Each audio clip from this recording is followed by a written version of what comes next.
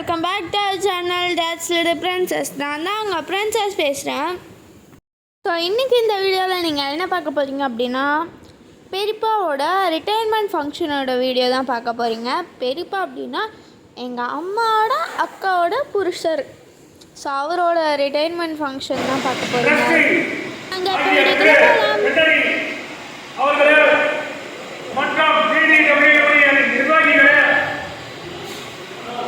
தனசாகரன் மற்றும் ராஜா அவர்களே மற்றும் ஏனைய நண்பர்களே அனைவரையும் இக்குழு சார்பாக வருக வருக என்று வரவேற்கின்றோம்.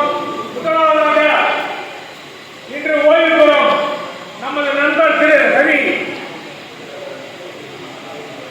கிரேட் 2 அவர்கள் நமது ஏஇஎஸ் திரு ராமமூர்த்தி அவர்களுக்கு நாளைக்கு வரவேற்பார்.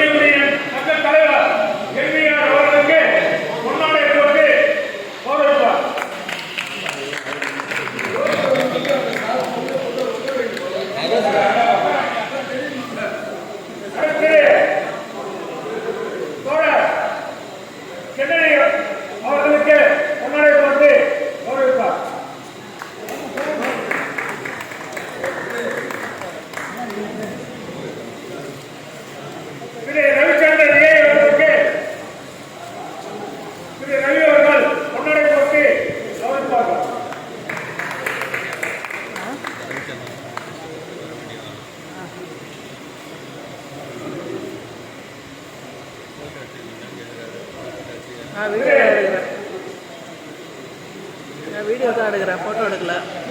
வீடியோ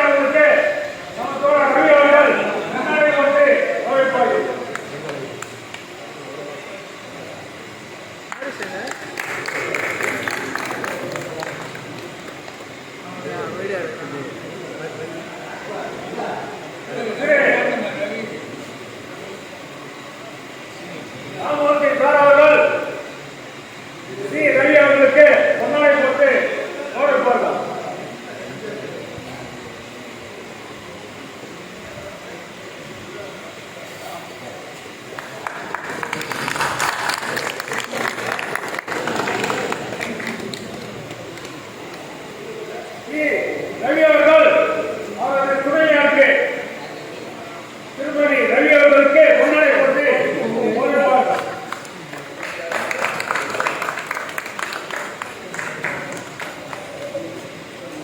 திரு பரமசிவம் அவர்கள் ஸ்ரீ ரவி அவர்களுக்கு மலர் மாலையை அணிவித்து வரவேற்பார்கள். நமது தோழர் ஸ்ரீ ரவி அவர்கள் திருமதி ரவி அவர்களுக்கு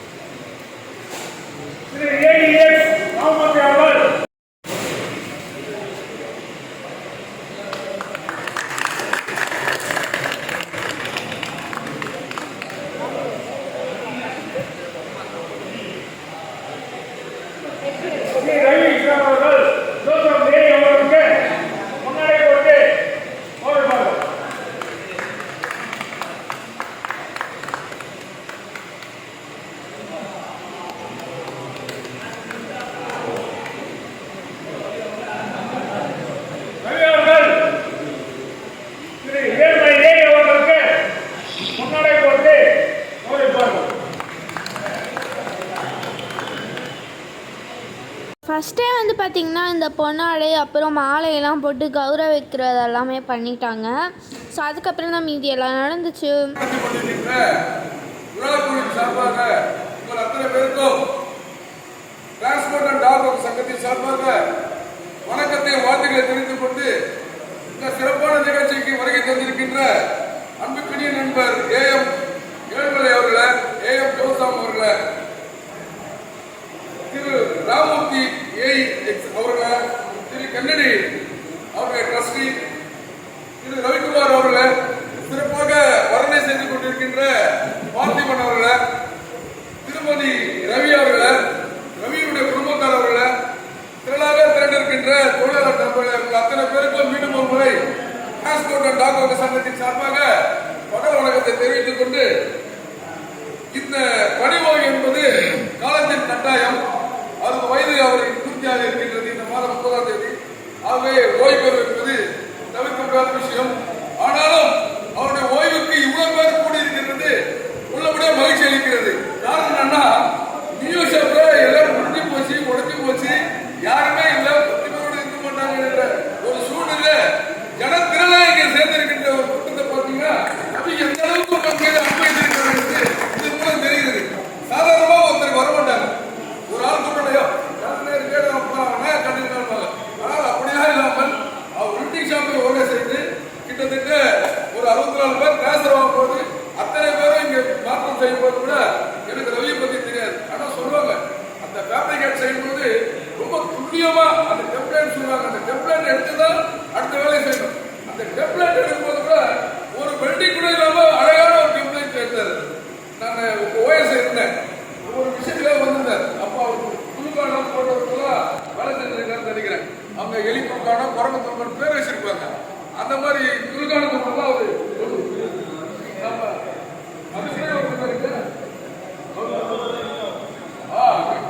அந்த மாதிரி ஏன்னா நான் கிட்டத்தட்ட 1981 இருந்து இருக்கிறேன் நான் கோயம்புத்தூர்.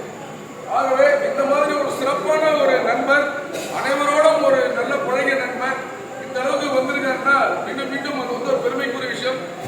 மேல வந்து அவருக்கு பெரிய சிறப்பு என்னன்னா, நம்ம எல்லாரும் அரியர்ஸ் வாங்கணும், எல்லாரும் ஒன் டைம் அரியர்ஸ் வாங்கணும். அதுக்கு போனவங்க கூட இன்னும் ஒரு பேமெண்ட் வாங்கல. ஆனா ரவிக்கு ஒரு சிறப்பு என்னன்னா, இந்த 30ஆம் தேதி ரிட்டையர்ட் ஆகும் போதே அவர் சேர்த்து அரியர்ஸ் வாங்குறாரு. அவங்க ஃபேமிலிக்கு தெரிஞ்சு நினைக்கிறேன், கவலைப்படாது எல்லாருக்கும் நினைக்கிறேன். அவங்க ஒரு பொண்ணு ஒரு பிள்ளை நினைக்கிறேன். ஆகவே அதனால வந்து உங்களை அத்தனை பேருக்குமே அவர் வந்து ஓய்வு பெற்ற பிறகு அவர் கௌரவமாக வாழ்வதற்கான பென்ஷனும் அவருக்கு நல்லா கிடைக்கும். அதனால நீங்க கவலைப்பட வேண்டாம். ஆனா குடும்பத்தை பார்த்தா அப்படி நல்லா வலுவாக வச்சிருக்காரு, அவர் வளமோட தான் இருக்காரு. அவர் இன்னும் நலமுடன் வாழ உங்களை அத்தனை பேரை சார்பாக கேட்டுக்கொண்டு, சில பேருக்கு வந்து ஸ்டாக்னேஷன் பண்ணி இது சொல்லாம போன தெரியல. ஏன்னா நீங்க கேட் பண்ணி கொடுத்தா சில தொழிலாளர்களுக்கு இந்த பேமெண்ட்ல ஸ்டாக்னேஷன் ஆயிருக்கு. ஸ்டாக்னேஷன் ஆனதுனால நிறைய பேர் இதை வந்து இன்னும் வருமா வராதான்ற ஒரு அச்சத்தில் இருக்கிறார்கள். சமீபத்தில் கூட நடந்த கூட்டத்திலே அனைத்து ஃபெடரேஷன் சார்பாக அதை பற்றி விவாதித்தார்கள். நிச்சயமாக சென்னை துறைமுகம் மட்டுமல்ல, இந்தியாவில் அத்தனை துறைமுகத்திலும் கிட்டத்தட்ட பார்த்தீங்கன்னா ஒரு 800 பேர்களால் பாதிப்படைந்திருக்கிறார்கள். அவர்கள் அந்த ஸ்டாக்னேஷன் இன்க்ரிமெண்ட் என்பது நிச்சயமாக கிடைக்கக்கூடிய ஒன்று. நாங்கள் அதை பேசிக் கொண்டிருக்கிறோம். இங்க இருக்கிற ஃபெடரேஷன் எல்லாருமே வந்து இந்த ஸ்டாக்னேஷன் இன்க்ரிமெண்ட் எப்படி முடியாது, ஏன்னா அது பல ஆண்டுகளுக்கு முன்னாடி இந்த மேட்ரிக்ஸ் என்ற சிஸ்டம் இல்லை. சாதாரணமாக 3% கொடுப்பாங்க, அடுத்த எத்தனை பேசிகள் போடுவாங்க. மேட்ரிக்ஸ் முறை போன வேறுபாடு வரும்போது சென்ட்ரல் கவர்மெண்ட் ஒரு பே கமிஷன் வச்சாங்க. அந்த மேட்ரிக்ஸ் வைக்கும் போது இந்த இடத்துல தான் ஃபிக்ஸ் பண்றாங்க. ஒரு சிலர் பார்த்தீங்கன்னா ஒரு 22 எலாங்கேஷன் வந்து சில பேருக்கு ஒரு 10 முடிஞ்சு போகுது.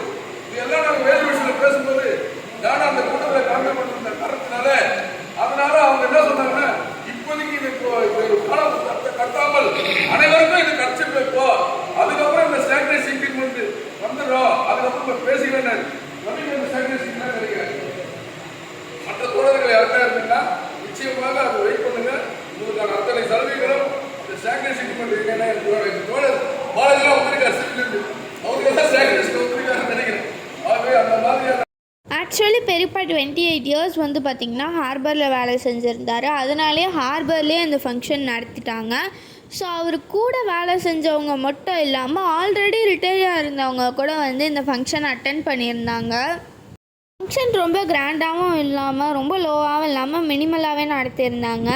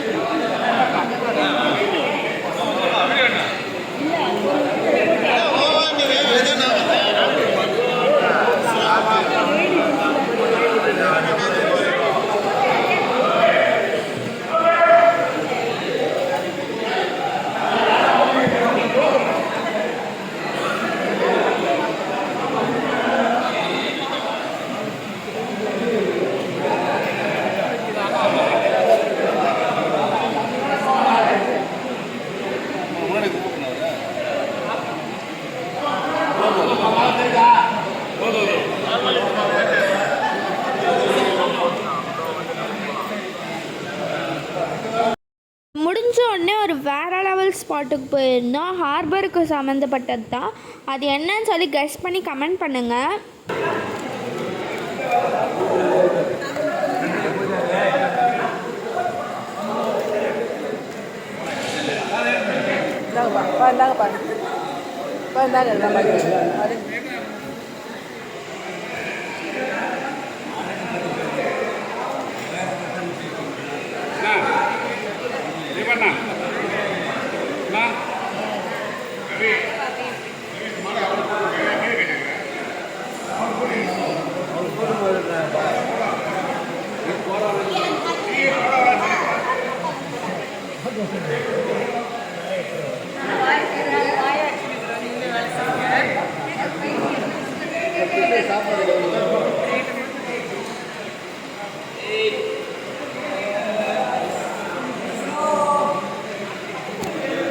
அது வந்து பார்த்திங்கன்னா உங்களுக்கு பார்ட் 2 வரும். இது பார்ட் 1 தான்.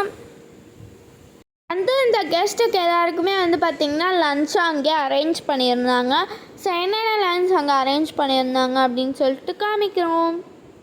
அங்கே வந்து பார்த்திங்கன்னா கர்ட் ரைஸ், சாம்பார் சாதம், மஷ்ரூம் பிரிஞ்சி, அதுக்கப்புறம் உங்களுக்கு வந்து லெமன் ரைஸ், சிப்ஸு, உருளைக்கிழங்கு பொரியல், அதுக்கப்புறம் ஸ்வீட்டுக்கு பாதுஷா வந்து வச்சுருந்தாங்க.